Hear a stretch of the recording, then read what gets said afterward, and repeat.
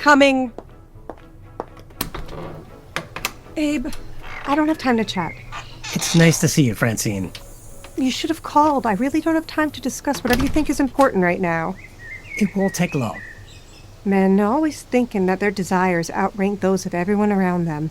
I worked the late shift last night, dropped off delivery orders until after midnight, and I have to get to the grocery store by 2:30. You have plenty of time. I want to rest before work, Abe. Go. We need to talk about Ian. I don't want to talk about Ian. Francine. Abe, every single time we talk about our son, it devolves into shouting and stress for me. I'm not interested. I know we haven't seen eye to eye recently, but I think it's time that we... Ian wants to live with me, full time. You've got to be kidding me. I think you heard me. Don't insult me, Abe. Yes, I heard you. Let me guess. You put him up to this little plan. Ian came to me. I'm sure. I bet you two sit in your shabby apartment thinking of ways to make my life harder. You two are always plotting against me. Francine, I don't have time for your wild theories and accusations. You're the reason Ian has a problem with me. You're why he wants to leave me. Ian has a problem with you because you refuse to accept his sexuality. He also isn't enjoying sharing his room with Seth. Don't paint me as the villain. You convinced me to let Seth move in. Francine. He's 17. He doesn't get to dictate what he wants, Abe. Be that as it may, you make living here hard for him. He's made it pretty clear that he is gay. He's confused. He's easily influenced by what he hears and sees online. Ian's always been weak-willed. You know that's not true, especially after the last few years. The drama of the last few years stems from Ian. Blaming him. I love our son, but he loves the drama and the attention, Abe. He always has. You were too busy having a life outside of the home to really know our son. Wendy told me they got into a fight over everything with Armin last week. Don't mention him. Wendy said that Ian started the fight, which sounds about right to me. He can't leave well enough alone. As much as you're blind to Ian's antics, you know it's true. I think it's a matter of opinion. Of course you do. You and I have to trust that Ian will find his way. Blind trust is for those too stupid to see people for who they really are, Abe. I can't talk to you when you're so wound up. Ian hasn't earned my trust. Now that it's summer, he's out till all hours and doesn't speak to me, Wendy, or Seth half the time. I can't blame him. Ian is out of control. If we don't do something now, it will make his behavior worse. Then it sounds like for the good of Ian and everybody else, it'll be best if he lives with me, full time.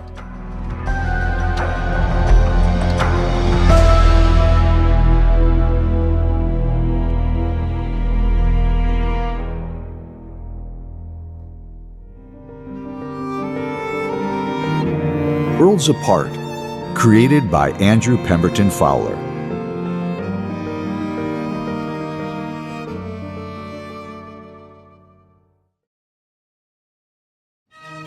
And if we A/B test the app first, I feel we'll better gauge its efficacy prior to the product team revising their notes. Also, on page 6, the financials for our second year are a bit conservative. What do you think, Uncle Oscar? Yes. I bet you didn't hear me. I did. Page 6. Got it. Uncle Oscar. My apologies, Frederick. My old mind is wandering around a veritable hall of memories. Cryptic. Once you're satisfied with the A/B test, please share the results with my team. I will. I know this fintech app is going to be a huge success with my generation. Well, for the ones who inherit assets, cash, and investments from their parents. The others, who's to say? I just hope my dad doesn't find a way to gum up the works. We talked about you the other night. Actually, we argued about you. My brother is nothing if not a contender for Father of the Year. He doesn't want us to work together. Jacob's arrogance has no bounds. He's pretty clear that he disapproves. Your father is all hot air followed by a stench. It's true, Frederick. He's so dramatic about us working together. That's the thing which really annoys me. He said that working with you would ruin my life. You share his opinion? No. I don't understand why he would say that about you. You're his brother. He's always bleeding about how Robbie and I should be nicer to each other. For starters, Jacob is a hypocrite, so let's check that off our list. Furthermore, I've done a lot for the family company which Jacob tries to diminish. I'm the one who's run 3 of our merchant banks. We spent years in Hong Kong, Paris, and London working the social scene, massaging difficult clients, keeping bigger international banks away from our books of business, the whole 9 yards. Jacob spent his time securing enough votes to become the CEO of the company in a manner I personally find abhorrent. If my dad is so ambitious, then he should support me.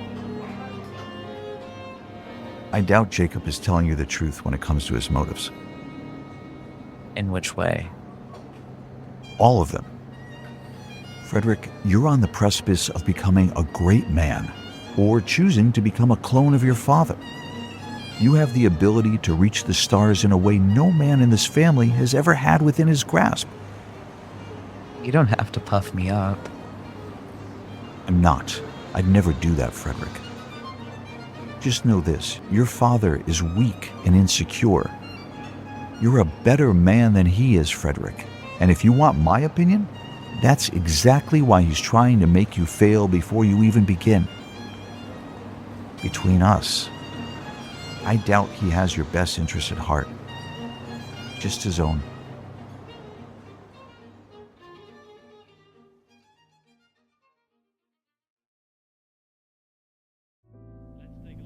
That should be fine. I'll take a look at the email when I get back to the office. Thanks, Marilyn. Goodbye. Sorry about that, Francine. You spent our entire marriage taking calls from other people while we were in the middle of a conversation. I expect nothing less from you, Abe. It's temple business. It's always something. It's a wonder I didn't divorce you years ago. Let's focus on the issue at hand. The only issue is that you're trying to turn our son against me. That's not true. You won't be happy until I'm alone in this house with only the memories of our marriage to haunt me in my dreams and waking hours. I'm not turning Ian against you. Yes, you are, Abe. You want me to live and die alone. You can believe what you like, but that's not true, Francine. The main issue is that we can't continue on like this for another minute. The stress isn't good for either of us, or Ian. I agree. That's why he needs to stay with me. Francine, I don't think you realize how much stress you contribute to Ian's life. I've done nothing but run after him for years and years. Your refusal to accept Ian's sexuality has created stress and distance between you and him. That isn't my fault. It would be best if Ian lives with me full time. We can spend 1 weeknight a week with you, as well as every other weekend. I think it's the best solution for all of us. No. No. You heard me the first time, Abe. I won't agree to your little solution. He's unhappy. We're all unhappy, Abe. That's life. If you accepted his sexuality, this would be a very different conversation. Imagine how our son feels trying to live his authentic life when his mother refuses to believe he is who he says he is. Abe, you can guilt trip me all you want, but I have no intention of letting you win. This isn't a contest, Franny. Don't call me that, Abe. We have a custody agreement which is valid until Ian graduates from high school. I think it'll be in our best interest to revisit it. No. Stop being obstinate. Me not caving to you is me asserting my agency. If you don't want to see this as what's right for Ian, I will take you to court and have them vacate the custody agreement. And once that's done, it'll stop the child support payments too. I know how much you rely on them, Francine. Don't threaten me. I'm not. But if you don't do what's right for our son, then I'll do whatever I have to do to remedy the situation. It's your call, Francine.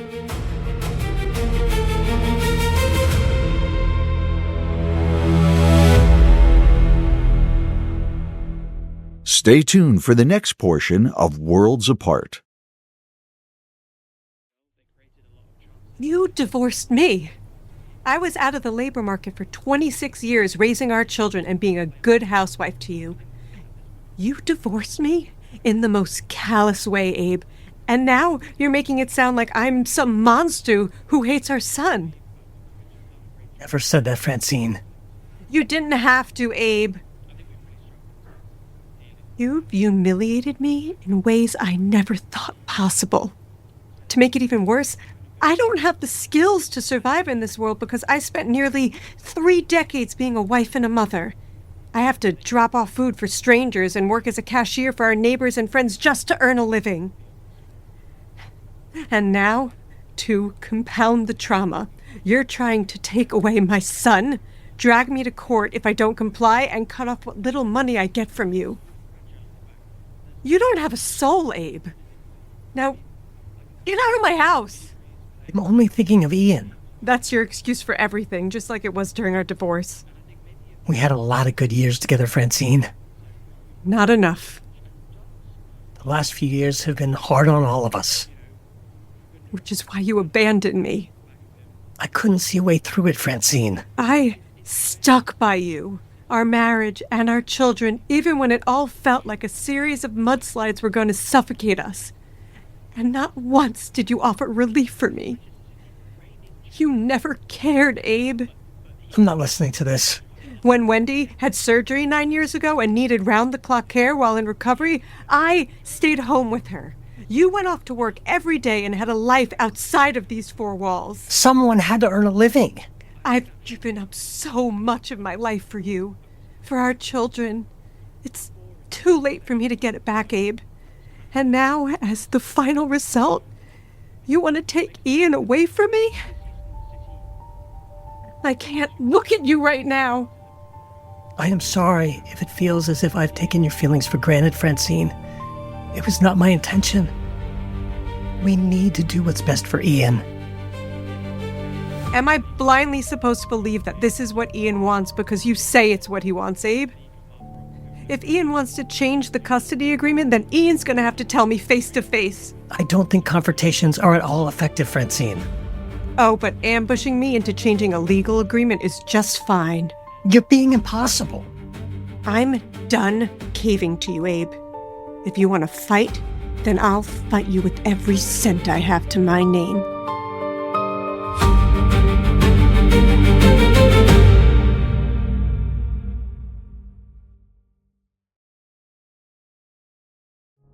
Daniel, I'll broach the topic to Talia.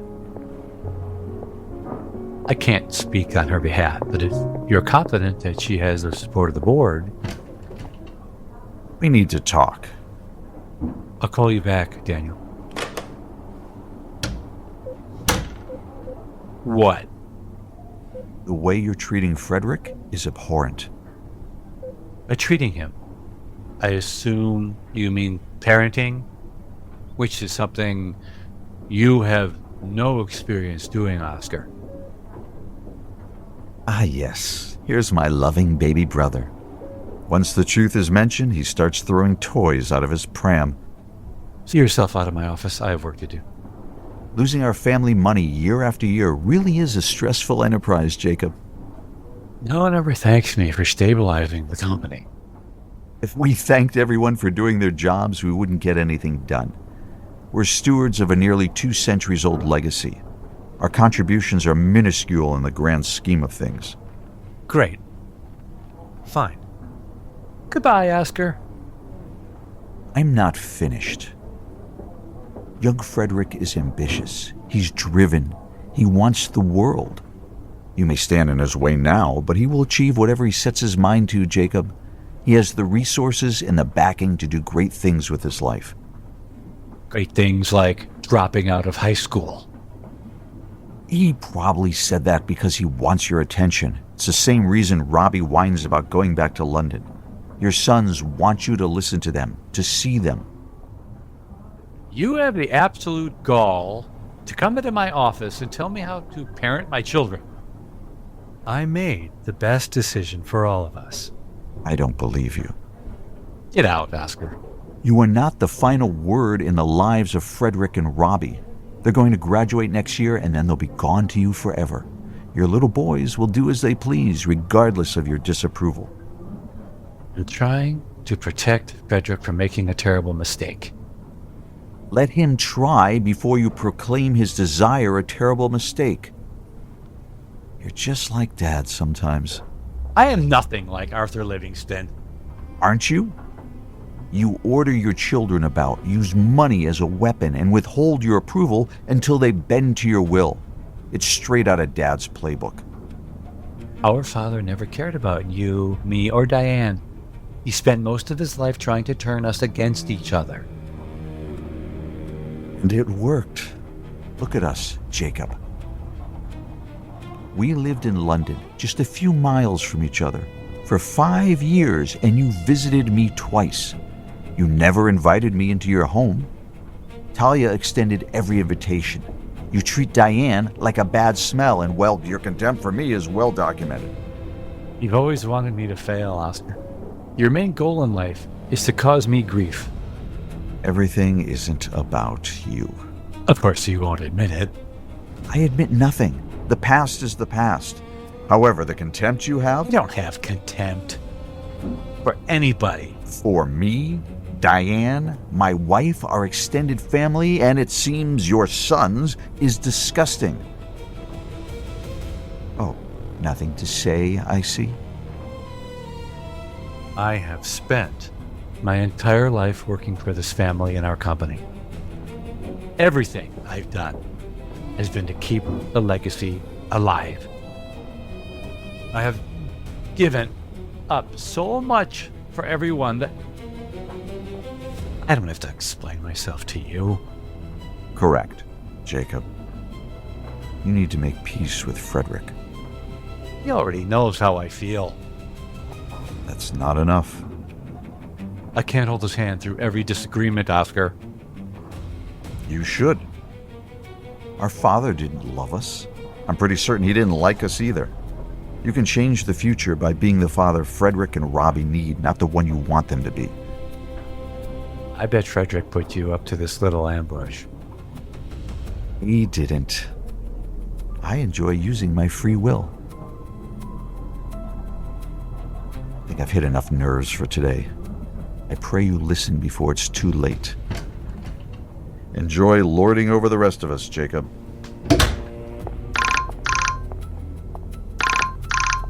Jacob Livingston. Stephanie. Well, thank you for returning my call.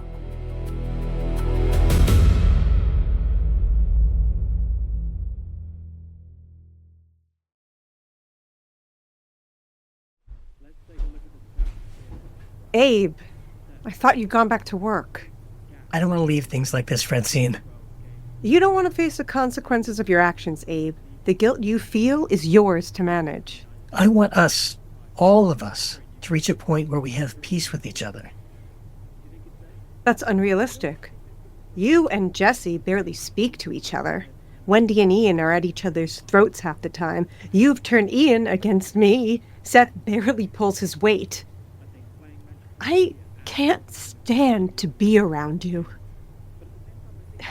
It feels like we're all locked inside our own private wars with each other. And it's time to start healing.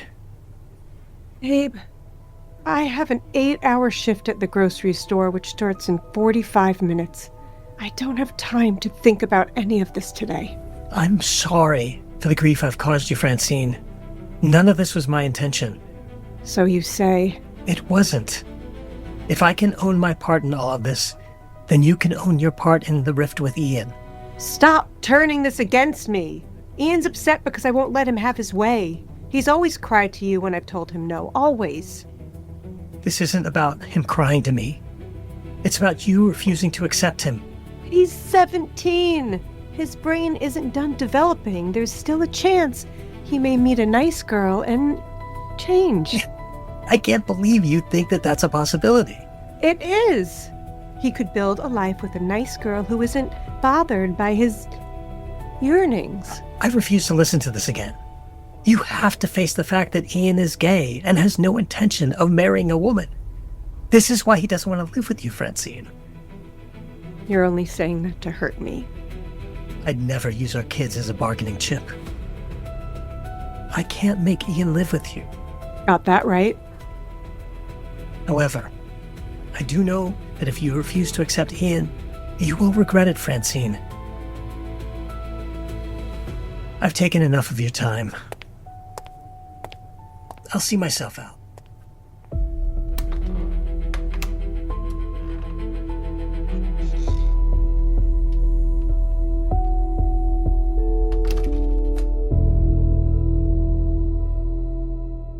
Worlds Apart will continue.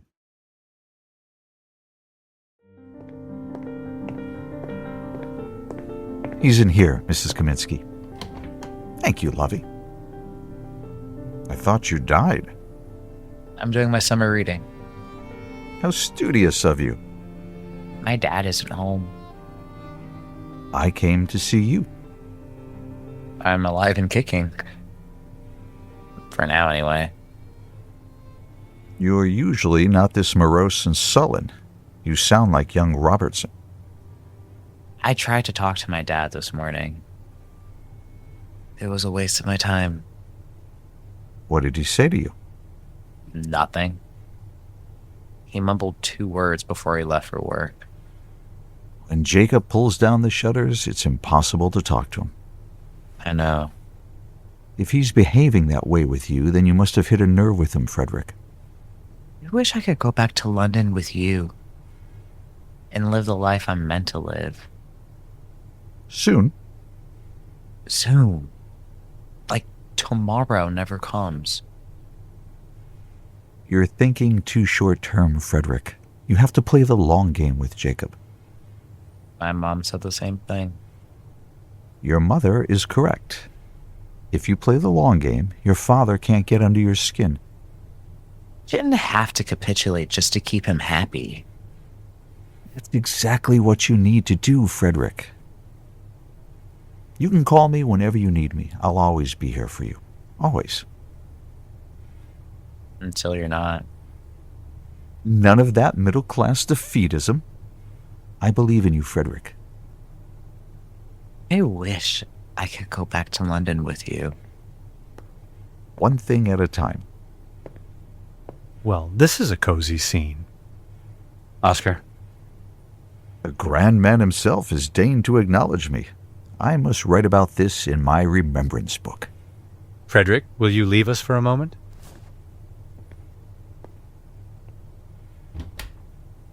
Do not turn my son against me. You're doing that by yourself, Jacob. He was fine before you filled his head with nonsense. That's because you failed to take notice of your sons. Did Frederick ask you to come to Bedford Hills?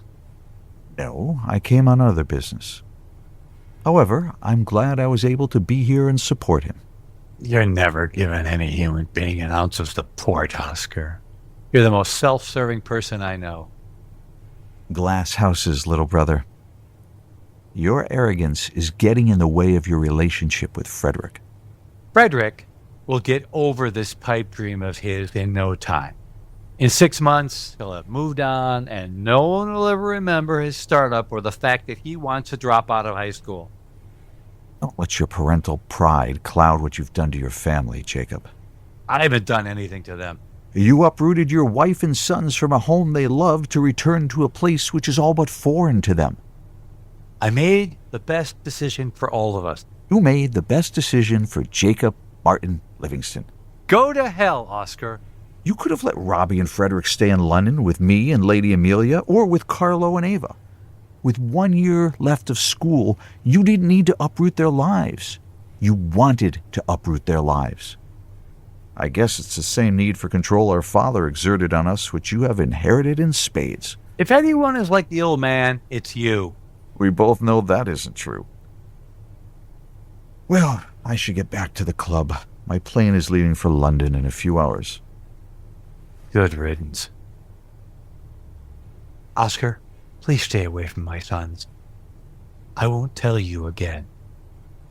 Jacob, my dear brother, if you don't change the way you're handling your wife and sons, you will lose everything. And when you do, I'll be there to pick up the pieces. And I know that's the last thing in the world you want to happen, Jacob. Enjoy the rest of your night. Don't drink too much. Ciao. Have a safe flight, Uncle Oscar. Do not invite that man into my house again, Frederick. I didn't. He came by.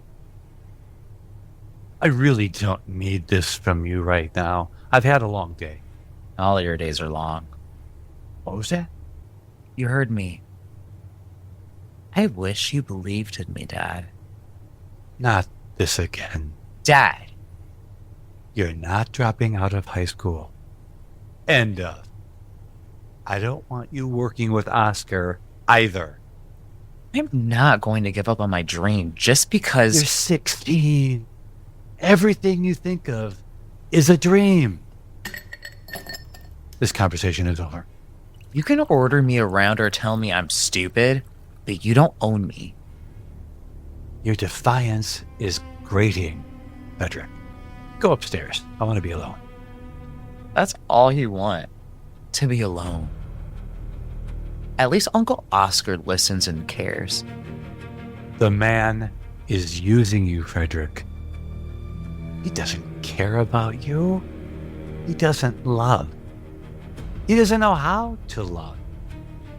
He's using you to get to me. The fact that you can't see that is baffling. I don't see the world through the same cynical lens you do, Dad. I want to make a mark on the world. I want to... You don't know what you want. If you listened to me... Enough, Frederick. Stay away from Oscar. I will not tell you again. No. Defy me. See what happens. I don't operate with empty threats. Work with your beloved Oscar. See what happens when he takes everything from you before you have a chance to understand what's going on. Do it. I dare you. You don't have to be so cruel. I'm trying to protect you. Us. That man is evil personified. You haven't a clue what Oscar is capable of, Frederick. If you take his money or his counsel, you will regret it. You're just jealous that I asked him for help. He's taking advantage of you. You're my baby boy. I'm trying to protect you. Control isn't protection. Fine. Ignore me. See what happens in a few years when you can't believe how you ended up with nothing. Dad. I have nothing left to say to you, Frederick. I want you to finish high school, go to university, and then decide what happens next. That's all. That's your path, not mine. You're not strong enough for the other path, Frederick. If you refuse to listen, I will not be there to help you with my money or my emotional support. You'll be dead to me. Now get out of my way.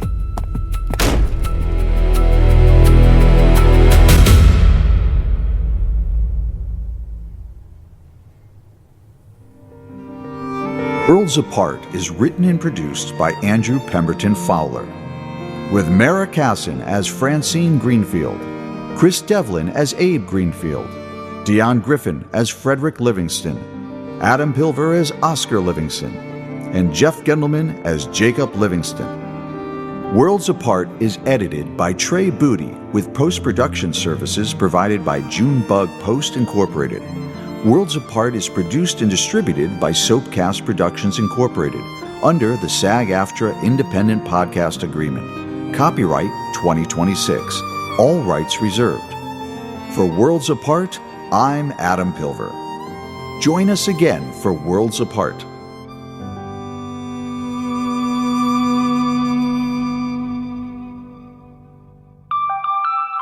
SoapKast.